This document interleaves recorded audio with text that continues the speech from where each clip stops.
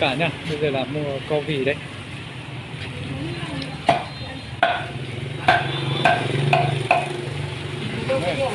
Ê, 170, gà 220. Gà 220 à? Ừ, gà. Con gà ngon thì ăn được. Thì ăn này. 270. Em ở đi lấy từ trên ngon mà. Mình đi mua vỉ đi. Để em mua vịt ạ. Đến làm lửa kia nhá. Nhá. Bác ơi. Cái co vỉ nữa. Chút xin nó chỉ dưới chục hỏng nó cho Cái này đẹp. bắt cái răng không? Cái men lồng này là 200 sòng.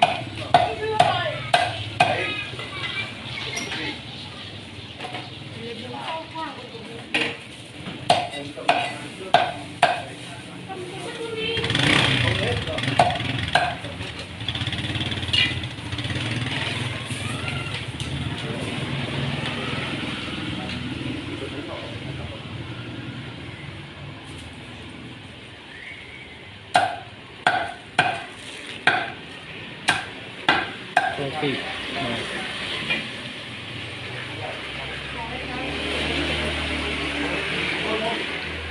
Đây là cô đây chị con.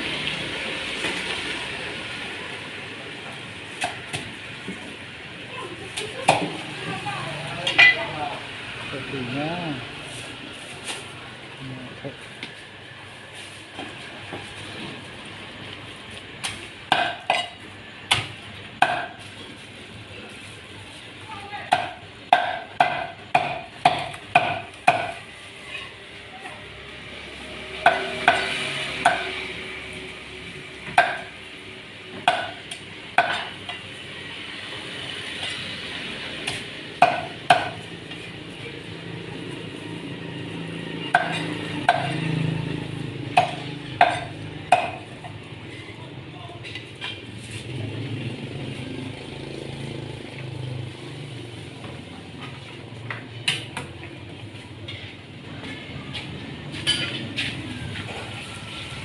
Cái năng là.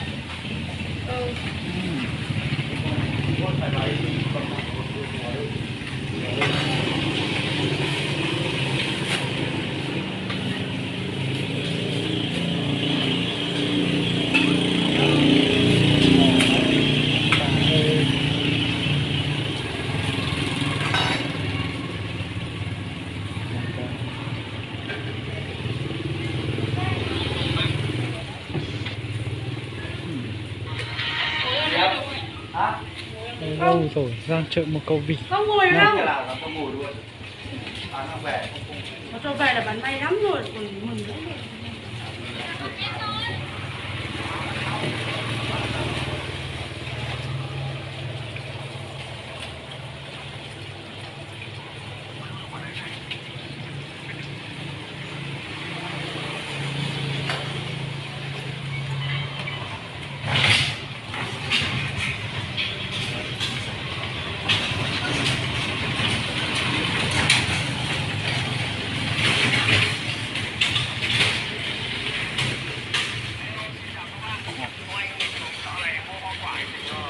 Nhỏ đi.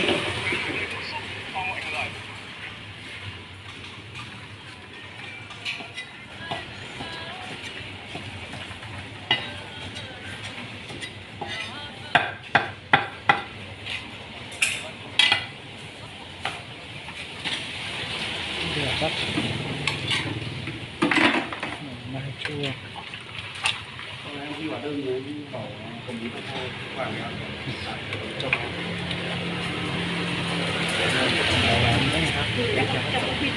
Hả? mua sai đấy. Đây là 200. Mai bố này. Đây chị ơi. Tất cả 200 là chị ạ. Ừ, tất cả 200 sòng. Ok. Ốp của nó xài kia nha. Ok. Đi. Ơi. Cha nó mua tô tô o lại thì giống một tọt không giống một nó là xứ này chờ đợi nữa. Chờ lấy từ nó ta gai o lại đấy.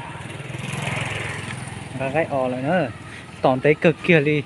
nhá là sẽ chỉ cả hãy lò lù đi tốn nọ nữa